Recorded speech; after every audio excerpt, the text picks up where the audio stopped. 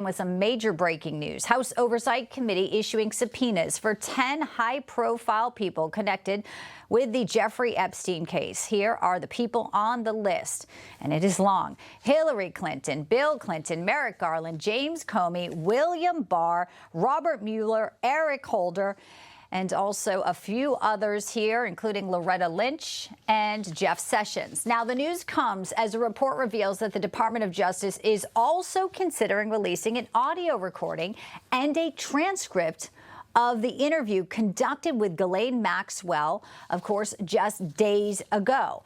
Will this lead to the release of the Epstein files? Obviously, a lot to get into today. Joining me to discuss this, Hogan Gidley. He's the former national press secretary for the Trump campaign, former principal deputy press secretary at the White House, and also Christina Bobb, former Trump attorney and now an attorney over at Judicial Watch. And she has a brand new book that has just dropped. It is called Defiant: Inside the Mar-a-Lago Raid and the Left's Ongoing Lawfare. Welcome into you both. All right, the list is out. This is a developing story. You know, I wonder if this is somewhat of a backdoor way to get to some of the Russiagate questions as well. Christina, I'll let you lead it off. Obviously, Comer's going with the Maxwell lead here, and there's probably a lot of juicy stuff there. But what else is happening, you think, behind the scenes that we may not know as far as these critical subpoenas? Yeah, I think that's a really great question. This certainly is not the normal way investigations like this go about. It started way back in at least 2006, 2008 with the original Jeffrey Epstein case. Normally, the Department of Justice would take the lead on this and really dig into it, but Congress has kind of stepped up once the Department of Justice kind of backed off. So there's a little bit of a who's on first type situation going on. Thankfully, they both seem to be looking into it now.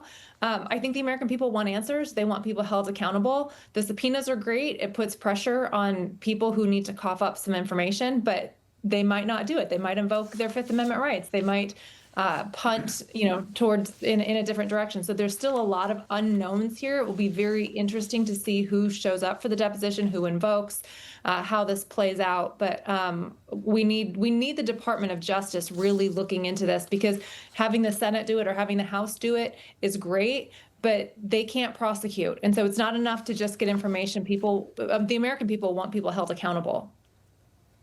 Yes. So, and we'll get to Pam Bondi's move when it comes to the declassified documents. But staying with this for one moment here, and of course they may take the fifth, as we saw with the auto pen Hogan, and that may be a dead end for Comer. But we also know now there's this other breaking development where the DOJ does have Ghislaine Maxwell audio and transcripts, and there's reports now that they may be released. That would be another push for transparency, and also another, quell to the left here who keeps saying that there's some type of, cover up. Do you think that those audio recordings should be, obviously if they're redacted, you don't hear victims' names, should be made public now that she's also been moved out of Florida to a lower maximum, not as maximum detention facility. She's over in Texas with people like Elizabeth Holmes.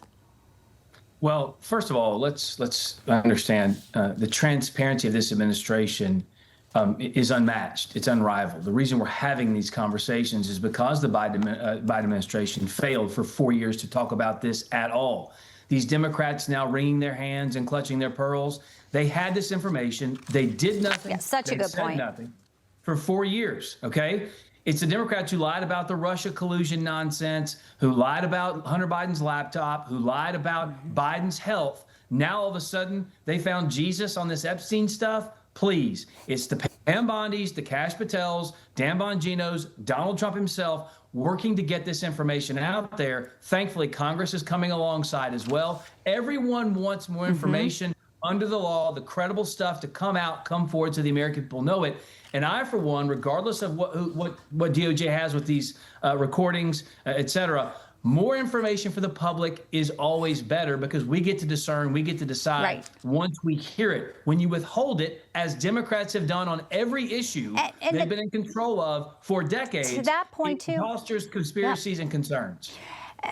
And we learned another proof of that last week when documents were found in a burn bag, Hogan. So now let's go over to the Russia situation. So yes, of course, talking about, obstruction of justice, who put them there, why would they, and they weren't destroyed. So now we have Pam Bondi. She's issued the Justice Department will launch a grand jury investigation. This is significant. This is over the manufactured Russia hoax. There's so many people. Okay, fine. If Obama has immunity, which some say he may not, Christina, there's Clapper, there's Brennan, there's a lot of names here who have already lawyered up because of exposure.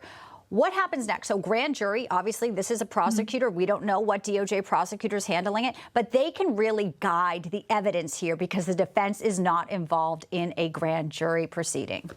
Yep, 100%. And that's why grand jury proceedings usually are kept private and not disclosed to the public, because you want to protect the witnesses and you want to protect people who are accused who don't have a defense, it doesn't show up on the transcript. So this is an opportunity for the Department of Justice to lay out what they have. And the standard is very, very low in an indictment. I know, I've been indicted. It's a very low standard. But they do have to meet a hurdle. But it's the starting point. Exactly. Yeah. That's exactly right. And so they have to meet, is it reasonable to believe that this person may have committed a crime? The likely answer is almost always yes. It's not that difficult to convene a grand jury and get an indictment. But, they also have to prove their case in court after the indictment. The indictment, as you mentioned, is just the starting point. So they have to actually have their case ready to go to actually make it to trial. There is something there to start the grand jury proceedings because they are not going to have egg on their face. Hogan, I know you want to jump in on this. Just real quickly, she's right. Christina knows this, and we talked about this when they indicted Trump a million times. You can indict a ham sandwich. That's the phrase, the funny joke about how easy it is to secure an indictment. And while you can indict a ham sandwich, you can't convict one, especially if it's done nothing wrong, as we saw with Donald Trump. Here we have a whole host of new pieces of evidence coming forward about who knew what, when, and how they utilize that information, not just to lie to the American people, but to go after an American citizen in a way they knew wasn't true, just to concoct some way to gain more political power. I, for one, think there should this be is some why they're indictment, lawyering and I up. bet there'll be some convictions if the trail's followed. Yeah. And this is why they're doing their gaslighting tour on liberal-leaning networks as well and putting out op-eds in New York Times because they're trying to get ahead of a story, one that they know most likely is coming. I just want to get your reaction. We have 45 seconds or so left here, Christina. So the Democrats flee the state. Sergeant at arms, they want to, Abbott says, we're going to arrest you if you come back. That aside, though, look at the Congresswoman Cheryl Cole. She is posting a picture of herself on a private jet here leaving, an hourly rental of this, and the jet fuel alone, some say as much as $15,000. So there's a question of who's paying for this, and if they were, getting funds, maybe in a way that's criminal exposure in that way, shape, or form. What do you think faces and awaits those Democrats when they return? Because they got to come back sometime. Well, it's absolutely a dereliction of duty. I mean, government is chasing its tail at this point. It's not serving the American people, and certainly fleeing the state to avoid the responsibility that you were elected to do doesn't help the situation. So, I think they certainly need to be expelled. I mean, every one of them. If you don't want to do the job, then you shouldn't be in the seat. So we'll see how severe it is. But yeah, they'll have some. Not to mention the damage to the environment from the private jets. Let's not forget about that. I know, really. It doesn't work that way, apparently, when they're on it. Not when they fly. All right, Hogan, Christina, thank you so much. Good to have you with us. Enjoyed the discussion and some really serious